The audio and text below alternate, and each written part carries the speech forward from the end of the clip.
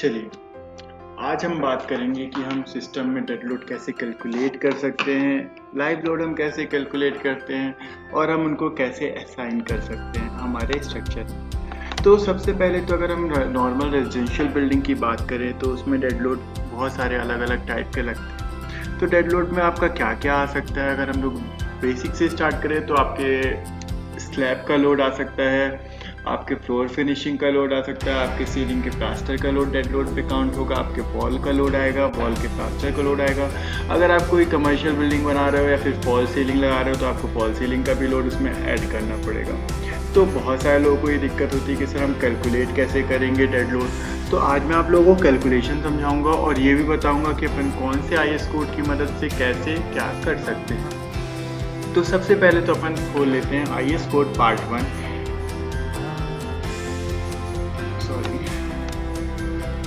ठीक, यहाँ पे अगर हम लोग बात करते हैं तो IS कोड 875 पार्ट 1 में आपको यहाँ पे ये टेबल नंबर 1 पे आपको बहुत सारे अलग अलग मटेरियल्स दिए गए हैं। जूम कर लेते हैं। यहाँ पे अगर आप टेबल नंबर 1 में देखोगे तो आपको लाइन से पूरे मटेरियल्स, उनकी नॉमिनल साइज दी गई है, उनका वेट दिया गया है। तो यहाँ पे अगर अपन स्टार्टिंग से स्टार्ट करें तो एग्रीगेट मटेरियल्स में आप देखोगे आपको सारे मटेरियल्स की वेट एंड मास दिया गया है। फिर अपन अगर नॉर्मली नीचे जैसे जैसे जाते जाओगे आपको वहाँ पे वो सारी चीज़ें मिलती जाएंगी। तो अब हम बात करते हैं, ये सारी की सारी उनकी डेंसिटी होती है। तो अब हम सबसे पहले स्टार्ट करते हैं अपना, मैं यहाँ पे आपको एक नोटपैड में शो करता हूँ। तो अगर हम लोग नॉर्मली बात करें तो हम लोग को डेड लोड में सबसे पहला डेड लोड आपका स्लैब लोड, तो हमें उसे कैलकुलेट करना पड़ता है। तो जनरली हम लोग 125 mm 150 mm लेते हैं, आपके ऊपर डिपेंड करता है आप कितना स्लैब की थिकनेस ले रहे हो। मैं यहाँ पे सिर्फ और सिर्फ आपको कैलकुलेशन बता रहा हूँ। तो अगर मैंने स्लैब अपनी 150 mm की ली हुई है, उसका मतलब है 0.15 मीटर, तो डेंसिटी ऑफ RCC 24.5 है, सॉरी यहाँ पे 24.5 किलो न्यूटन पर क्यूबिक मीटर। अब आप सबसे इम्पोर्टेंट चीज़ ये कहाँ से आई, ये जो डेंसिटी ऑफ RCC है, डेंसिटी ऑफ सीमेंट मोर्टार है, डेंसिटी, ये सारी वैल्यूज हम कहाँ से ले रहे हैं। तो इसी के लिए हम लोग क्या वर्क कर रहे हैं, हम लोग यहाँ पे देखते हैं।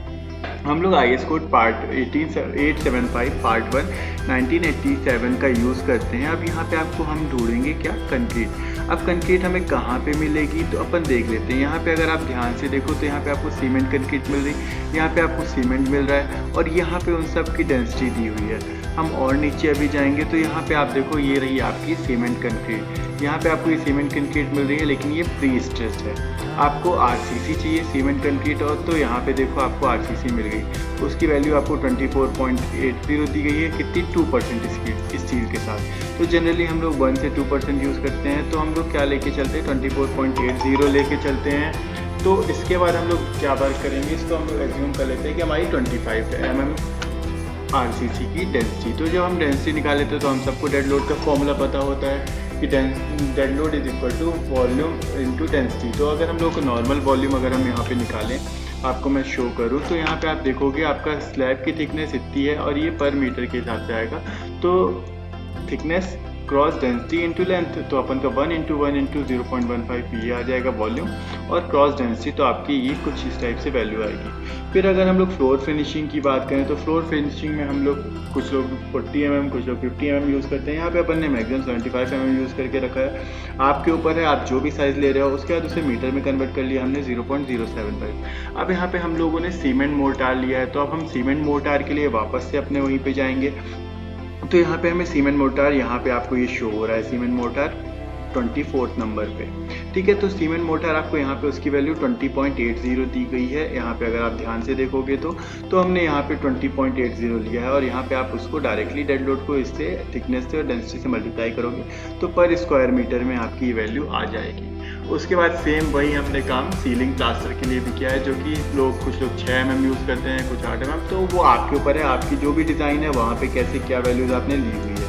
तो यहाँ पे हमने डेंसिटी ऑफ सीमेंट मोर्टार दिया इतना और इसको ऐड कर दिया, और बाकी ये जो तीनों फ्लोर लोड हैं अपने स्लैब लोड, फ्लोर फिनिश और सीलिंग, इन तीनों को ऐड कर लिया हमने और डेड लोड निकाल लिया। उसके बाद हम लोग बात करते हैं, अब अगला हमारा ब्रिक वॉल आता है। अब देखिए वॉल भी हमारे पास अलग अलग टाइप की होती हैं। जो हमारी मेन वॉल होती है, आउटर वॉल होती है, कुछ लोग 8 इंच की यूज़ कर लेते हैं, कुछ लोग 9 इंच की यूज़ करते हैं। वहीं पे अगर इनर वॉल की बात करें तो कुछ लोग 4 इंच की यूज़ करते हैं, कुछ 5 इंच की यूज़ करते हैं। पैरापेट वॉल हमारी अलग उसकी साइज़ होती है।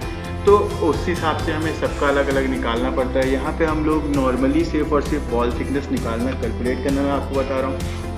तो यहाँ पे हमने 9 इंच की बॉल ली है, मतलब 230 mm, और बॉल की हाइट हमारी 3 मीटर है। और डेंसिटी ऑफ ब्रिक वर्क, अब देखो वही चीज़ है, वापस से हमें IS कोड में जाना पड़ेगा और यहाँ पे आपको ब्रिक वर्क ढूंढना पड़ेगा। आप यहाँ पे ब्रिक वर्क ढूंढोगे, ब्रिक वर्क थोड़ा सा आपको मेहनत करनी पड़ती है। ये देखो 36 नंबर पे आपको मैसनरी ब्रिक की पूरी वैल्यूज़ आपको यहाँ पे सब कुछ दी हुई है। तो आप यहाँ से वो वैल्यूज़ उठा लो। इंजीनियर ब्रिक की इतनी है 2400, ग्लेस ब्रिक की इतनी है, कॉमन ब्रिक की इतनी होती है। तो आपने यहाँ पे उसकी वैल्यू रख लिया 19.2, हमने कॉमन ब्रिक यूज़ की है। और यहाँ से अपन उसका डेड लोड निकाल सकते हैं, मतलब कि thickness into length into height और यहाँ पे आपकी डेंसिटी। तो ये आपकी आ गई। उसके बाद हमें अब वॉल में प्लास्टर लगाना है, तो प्लास्टर का भी डेड लोड होगा। तो हमने प्लास्टर की थिकनेस को अज्यूम कर लिया कि इनर साइड 12 mm का प्लास्टर लग रहा है और आउट साइड पे 15 mm का।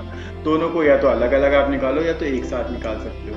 तो हमने यहाँ पे दोनों को एक साथ निकालिए 27 mm, और वॉल की हाइट 3 मीटर्स है। तो यहाँ पे हमने उसकी प्रॉपर वे में पुट कर दिया। आप यहाँ पे यहाँ पे 20.80 होगा, ठीक है। और यहाँ पे हमने उसकी हाइट रख दी, उसकी थिकनेस रख दी और यहाँ पे हमने डेंसिटी डाल दी। तो ये आ गया।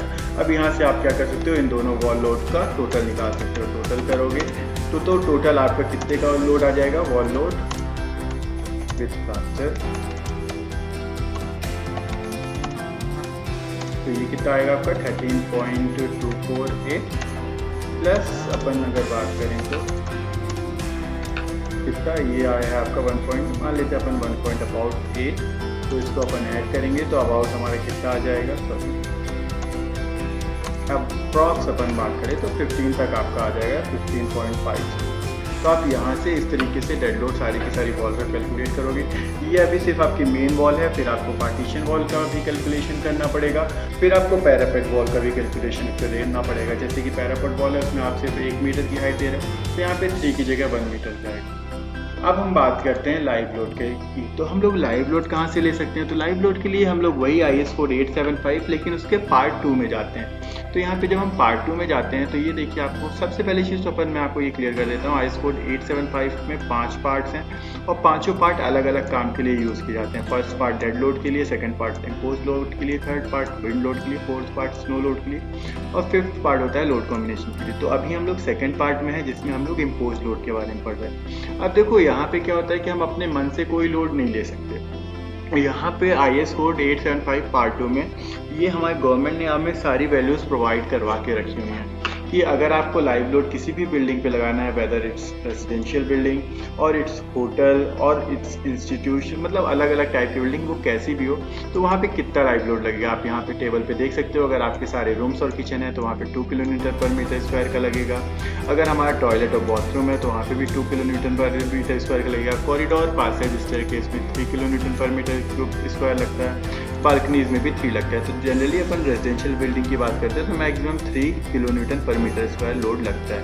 वहीं पे अगर आप होटल्स की बात करोगे तो लिविंग रूम, होटल्स के जो लिविंग रूम बेडरूम होते हैं वहाँ पे इतना लगता है, स्टोर रूम पे इतना लगता है। तो ये सारी वैल्यूज़ आपको यहाँ पे दी हुई हैं, आप इसको पढ़ के अपने प्रोजेक्ट के हिसाब से यहाँ से उठा के इस पर वर्क कर सकते हो। तो मेरे ख्याल से आप लोगों को ये चीज़ समझ में आ गई कि हम लोग डेड लोड कहाँ से लेते हैं, उसको कैसे रखते हैं। अब अपन नेक्स्ट वीडियो में सीखेंगे कि हम डेड लोड को असाइन कैसे करते हैं। Thank you.